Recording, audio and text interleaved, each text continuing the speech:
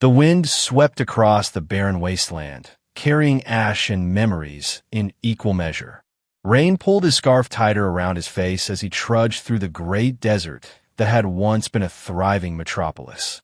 8 years had passed since the interplanetary war had reduced Earth to this desolate landscape, and still, he wandered, searching for something he couldn't name. His boots crunched on the mixture of sand and ash as he crested another dune of debris. The setting sun cast long shadows across the wasteland, painting everything in shades of orange and red, the colors of fire, the colors of endings. Rain had learned to travel at dawn and dusk, when the temperature was bearable and the radiation levels lower. He adjusted the pack on his shoulders, its weight familiar and comforting, filled with scavenged supplies that kept him alive another day. Then he saw it, a glint of metal catching the dying sunlight. Rain approached cautiously, his hand instinctively moving to the blaster holstered at his hip. Years of survival had taught him that curiosity often led to danger. The metal object became clearer as he drew closer. A cage, half buried in ash and sand, its bars twisted but intact. And inside, his breath caught in his throat. A figure huddled in the corner, naked, bruised, motionless. A female form, but not entirely human. Her skin had a faint bluish undertone, and where hair should have been, delicate tendrils flowed back from her forehead, currently matted with dirt and blood. Her limbs were too long, joints too angular to be earthborn. An alien, one of the Australi, if he had to guess, the peaceful race that had been caught in the crossfire when the Krell invasion began. The Australi had tried to warn Earth, only to be decimated alongside humans when the war reached its devastating conclusion. The figure didn't move as Rain approached, didn't even seem to register his presence. But as he knelt beside the cage, he saw them, tears sliding silently down her dust-covered face, cutting clean tracks through the grime. She was alive. "Hey," he said, his voice rough from disuse. "Can you hear me?" No response. Her eyes remained unfocused, staring at nothing. But the tears continued to fall. Memories flooded back. His wife Sarah, their daughter Lily, huddled in the basement as the bombs fell. Their faces when he left to find medicine, promising to return quickly. The smoking crater where their apartment building had stood when he came back 3 hours later. He'd been too late to save them. Was he too late now? Rain studied the lock on the cage, standard military issue, nothing he couldn't handle. But should he? This wasn't his problem. Survival meant keeping moving, staying detached. An injured alien would slow him down, consume precious resources. The smart thing would be to walk away, continue his aimless journey across the wasteland. The alien girl blinked, and another tear rolled down her cheek. With a sigh that carried the weight of 8 years of solitude, Rain shrugged off his coat, a weathered leather garment that had seen better days. He reached through the bars and gently draped it over her naked form. Then, taking out his multi-tool, he began working on the lock. "If you want to live," he said as the lock clicked open, "don't close your eyes." The cage door swung open with a creak that seemed to echo across the empty landscape. The alien girl didn't move, but her eyes, large, with pupils that seemed to swirl with an inner light, slowly focused on his face. It was a start. As night fell, Rain built a small fire, sheltered from view by the remnants of what had once been a highway overpass. The alien girl sat where he had placed her, his coat wrapped around her shoulders, her gaze now fixed on the dancing flames. He'd managed to coax her to drink some water, but food remained untouched beside her. "I'm heading west," he said, not expecting a response. "Got a shelter there. Rust Haven, I call it. Not much, but it's safe. Protected." He poked at the fire. "You can come along if you want, or I can leave you supplies. Your choice." She remained silent, but when Rain made a move to get up, her hand shot out, gripping his wrist with surprising strength. Her eyes, those strange swirling orbs, met his, and he saw something there beyond the tears, fear. "Okay," he said softly. "We'll go together then." He carried her most of the way, her body weighing less than his pack despite her height. By morning, they reached Rust Haven, a structure cobbled together from the wreckage of crashed ships and abandoned vehicles, nestled against the side of a cliff that provided natural protection on one side. Solar panels, meticulously maintained, glinted in the morning sun atop the mismatched roof. Rain entered the security code on the reinforced door and carried the alien girl inside. The interior was Spartan but organized. A bed, a table, shelves stocked with supplies, a filtration system humming quietly in the corner. A life carved from the ruins of civilization. "Home sweet home," he muttered, setting her down gently on the bed. The alien girl's eyes darted around the space, taking in every detail, every exit, every potential weapon. Survivor's instincts, Rain recognized. Whatever she'd been through, it had taught her to assess dangers quickly. He moved about the shelter with practiced efficiency, heating water, preparing a meal, setting out clean clothes that would be too small but better than nothing. Each action performed with mechanical precision, speaking to years of solitary routine. When he approached her with a damp cloth to clean her wounds, she flinched but didn't pull away. "I'm not going to hurt you," he said. It felt strange to speak so much after years of silence. "Just cleaning these cuts." As he gently wiped the grime from her skin, he saw marks that made his jaw clench. Surgical scars, injection sites, places where it seemed samples had been taken. Someone had used her as a test subject, experimented on her, left her to die when they were done. For 3 days, they existed in this strange, silent partnership. Rain tended to her wounds, provided food and water, spoke occasionally about mundane things. The weather, his plans to reinforce the Western Wall, a book he'd found on his last scavenging run. She watched, listened, but remained mute. On the 4th day, as Rain returned from checking his perimeter alarms, he found her standing by the small window, still wrapped in his coat despite the clean clothes he'd left out for her. She turned as he entered, and for the first time, seemed to truly see him. Her hand moved, clutching the coat tighter around her shoulders like a talisman. "Name." The word emerged as a raspy whisper, uncertain and fragile.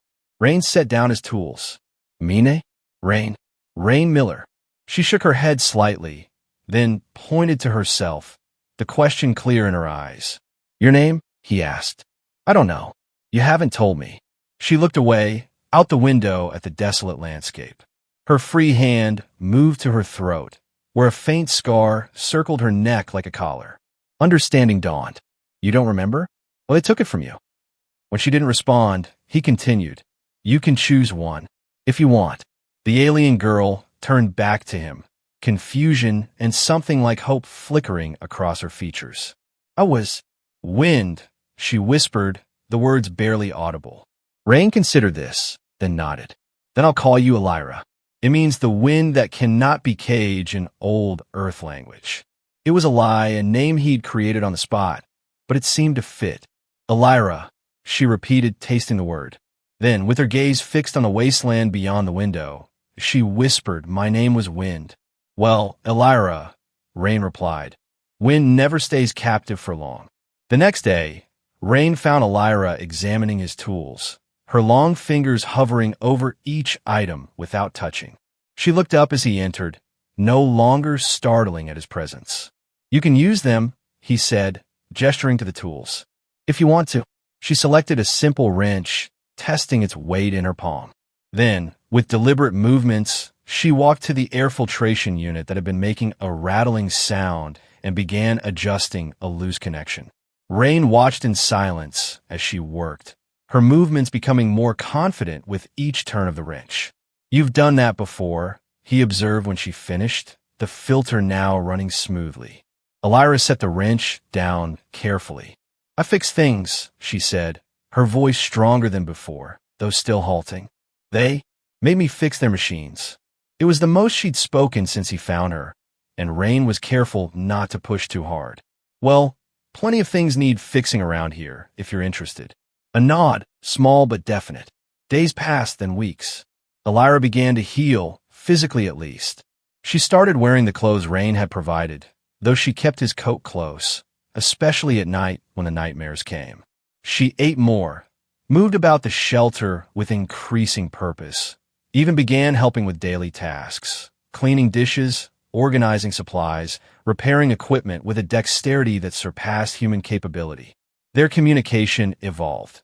A language of gestures, glances, and fragmented sentences. Rain didn't ask about her past, and she offered only pieces, small revelations that painted a horrifying picture. Genetic hybridization program, she said one evening as they shared a meal of reconstituted protein and root vegetables Rain had managed to grow in his small greenhouse. Rain looked up from his plate. The cage. Elira nodded. Test subject. Failed prototype.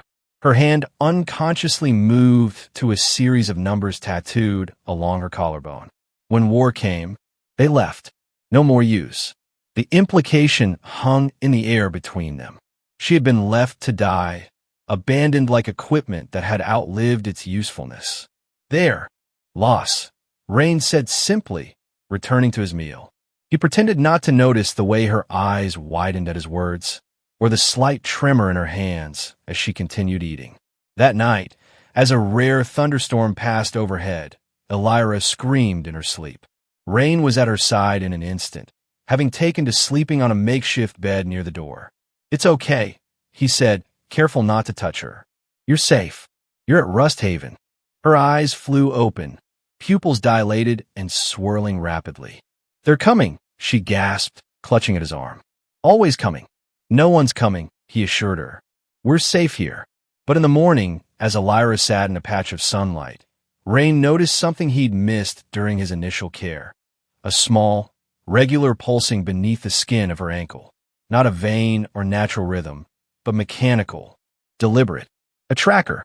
Elira must have sensed his discovery, because she turned to him, her expression resigned. Wordlessly, she extended her leg, offering the ankle to him. "How long have you known?" Rain asked, examining the faint glow beneath her bluish skin. "Always," she replied. "Cannot remove." "Tried." A thin scar beside the device testified to her attempt. "They'll come for you," Rain stated, understanding dawning. Her nightmares weren't just trauma, they were premonition. Elira nodded, then made a slicing motion across her ankle. "Remove," she said, her gaze steady. "Please." Rain considered their options. Removing the device would be painful, dangerous even, but leaving it meant they would eventually be found. "I'm not a doctor," he warned. "I have basic medical supplies, but—" "Remove," she repeated, more firmly this time. "Not property. Not anymore." With a grim nod, Rain gathered what he needed. A sharp knife, alcohol, bandages, and his toolkit. As he laid everything out methodically, Elira watched without fear. "This will hurt," he said, cleaning the knife with alcohol. "Pain is not new," she replied simply. Rain worked carefully, making a precise incision over the glowing device. Blood welled, darker and more viscous than human blood, but Elira didn't flinch. Using the finest tools from his kit, he extracted a small, pulsing chip, no larger than a grain of rice, but emitting a steady signal.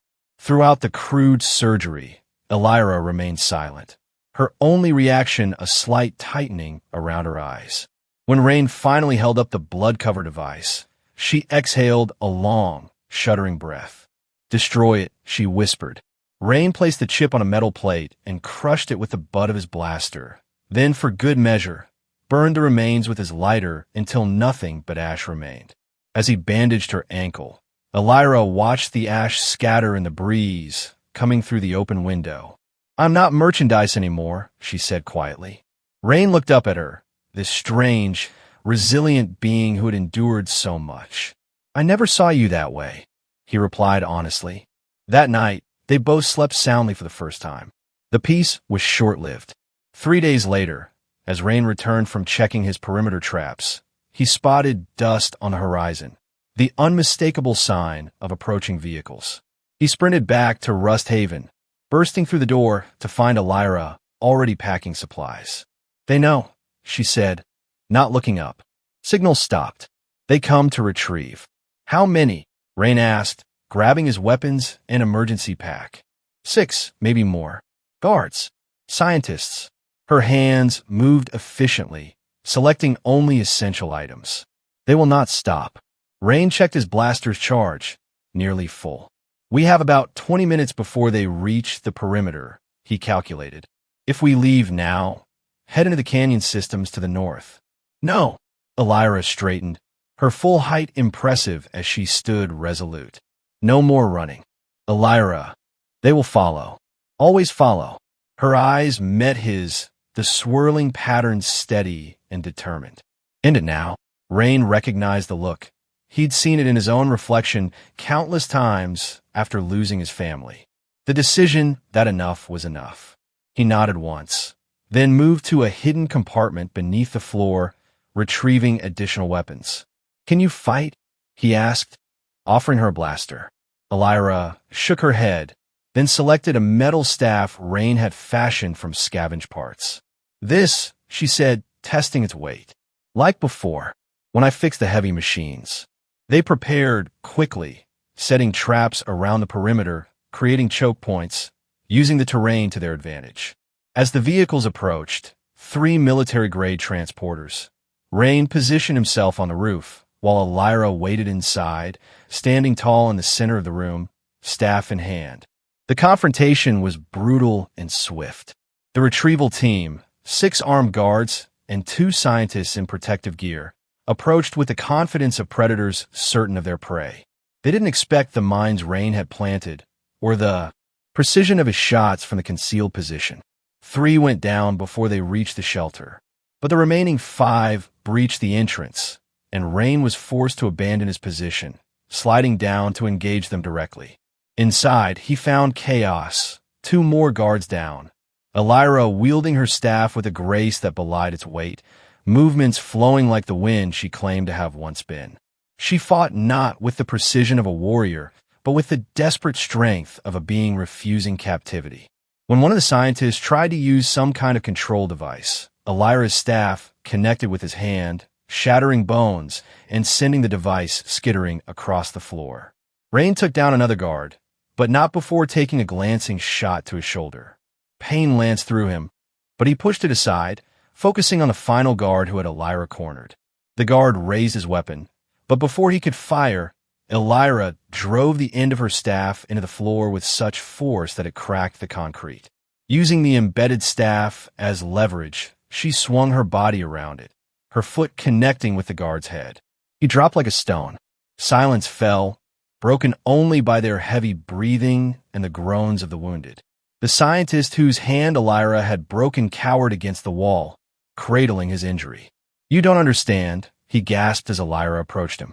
She's Genesis 09, a prototype that failed the final tests. She was supposed to die when we evacuated the facility. Elira stood over him, staff poised but not striking. Who failed? She asked, her voice steady. The one who would not obey, or the one who dares to live? The scientist had no answer. After securing the survivors with restraints Rain found in their vehicles, they gathered what they could carry from the now compromised shelter. Rust Haven, his home for the past 5 years, would need to be abandoned. They will send more, Elira said as they stood at the perimeter, looking back at the structure that had briefly been their shared refuge. Probably, Rain agreed, adjusting his pack.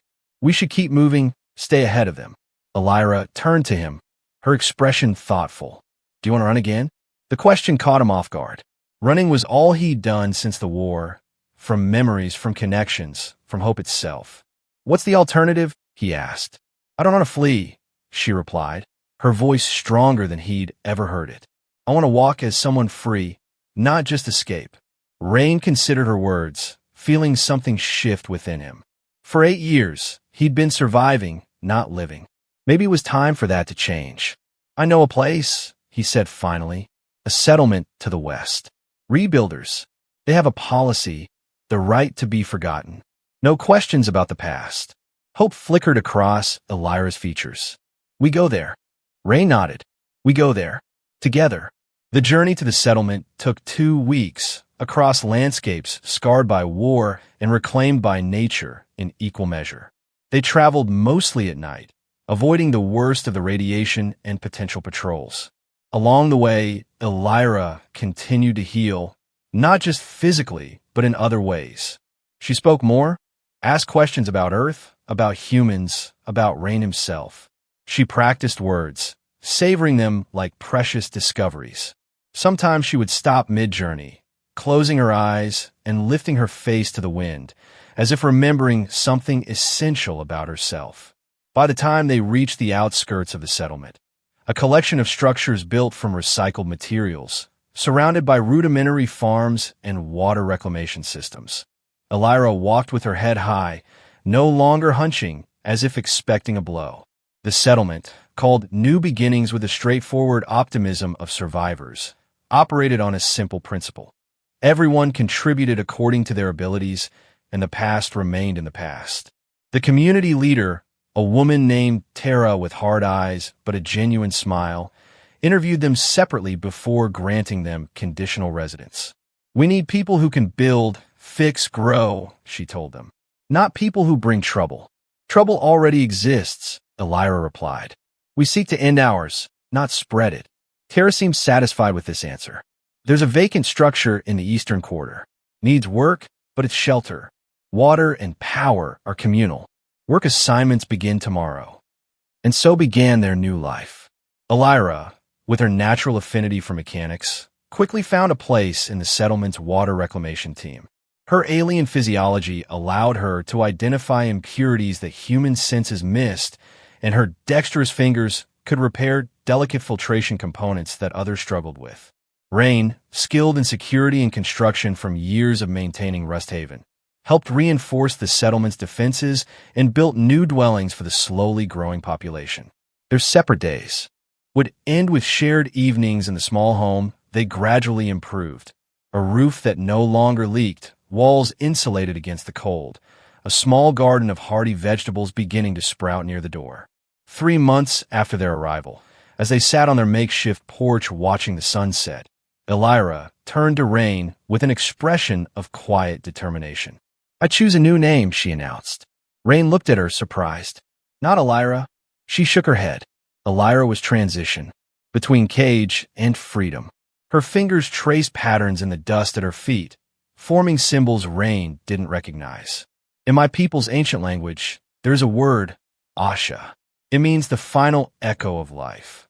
"Asha," Rain repeated, the name flowing naturally. "It suits you. I am Asha now," she said with certainty. "Last of my kind, perhaps, but alive, choosing." That night, as they prepared for sleep in their separate areas of the small dwelling, Asha spoke again. "The scientists," she said quietly, "they wanted to create a perfect hybrid. Strong like Krell, intelligent like Australia, adaptable like humans." Her hand moved to the tattoo on her collarbone. "I was imperfect. Too much empathy. Too much choice." Rain sat beside her on the edge of her bed. "Sounds perfect to me." Asha's laugh was a sound he'd never heard before, like wind chimes in a gentle breeze. "Perfect is not interesting," she said. "Imperfect means growing." The days turned to weeks, the weeks to months.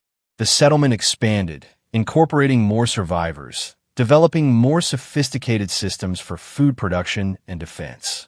Rain and Asha became integral parts of the community, their alien-human partnership initially a curiosity, but eventually just another facet of the diverse population.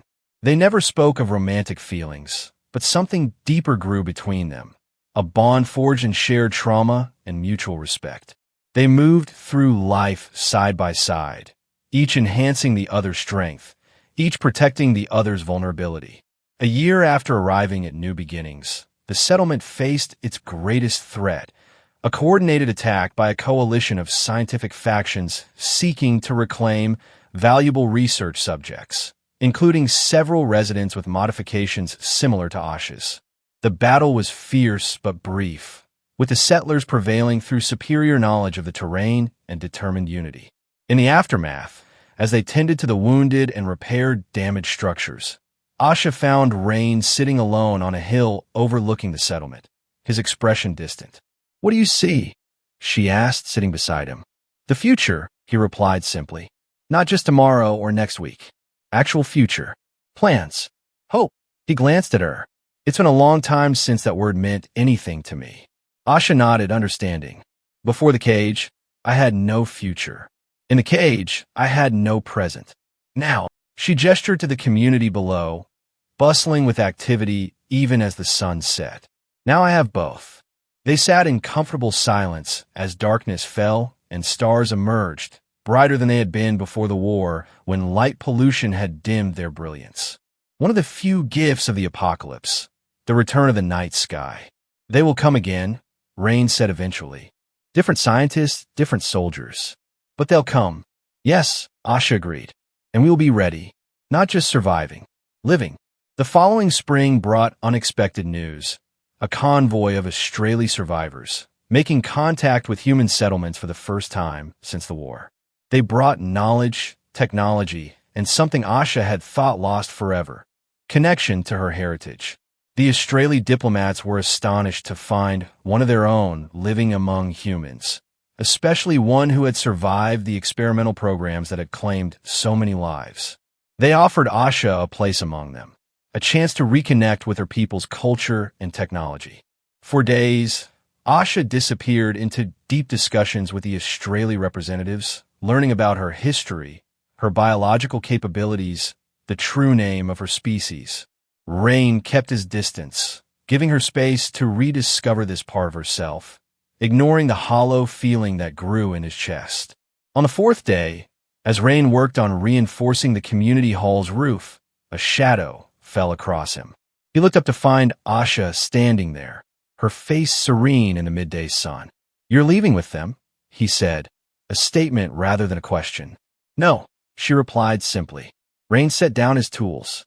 "But they're your people, your culture, your history." "Yes," Asha interrupted, "and I have learned much. Things I needed to know." She knelt beside him on the roof, her movements fluid and certain. "But this is my home now. Here." Relief flooded through Rain, though he tried not to show it. "You're sure? You'd have more opportunities with them, more." Asha placed her hand on his chest, directly over his heart, silencing him mid-sentence. "Stop trying to save me," she whispered. "Start living with me instead." The touch, the words, broke something open inside Rain, a final wall he hadn't realized he'd maintained. He covered her hand with his own, feeling the slight difference in temperature, the extra joint in her fingers that marked her as not human, yet more human in spirit than many he'd known. "I'd like that," he said, his voice rough with emotion. That evening, as the Australi prepared to depart, continuing their mission of reconnection, their leader approached Rain and Asha where they stood watching the preparations. "You have done what our scientists thought impossible," the Australi said, her melodic voice carrying despite its softness. "True symbiosis, not through genetics or technology, but through choice." "Not symbiosis," Asha corrected. "Partnership." The leader inclined her head in acknowledgement. "We will return in the cycle's turn," she promised, "bringing knowledge, seeking exchange. Your settlement will be marked as allied." After the Australi departed, Rain and Asha walked back to their home, now expanded to include a workshop where they both tinkered with inventions in their spare time. The garden flourished, producing more than they needed, allowing them to share with neighbors. "What now?" Rain asked as they reached their door. Asha looked out across the settlement, then up at the stars just beginning to appear in the twilight sky. "Now we continue," she said. "Building, growing, remembering." "Remembering what?" Rain asked. "Everything," she replied. "The cage, the wasteland, the tears. The moment you opened the door." She turned to him, her eyes swirling with emotion. Especially that moment. And amid the wind, the ash, the misshapen dwellings of a world rebuilding itself, they began again. Not from zero, but from the final time someone dared to speak their name without fear. Rain took her hand, feeling the strength in her grip, the warmth of connection that had once seemed impossible in a world burned to cinders. "Asha," he said, her chosen name a prayer and a promise. She smiled, the expression transforming her alien features into something achingly beautiful. "Rain," she replied, and in her voice he heard the future,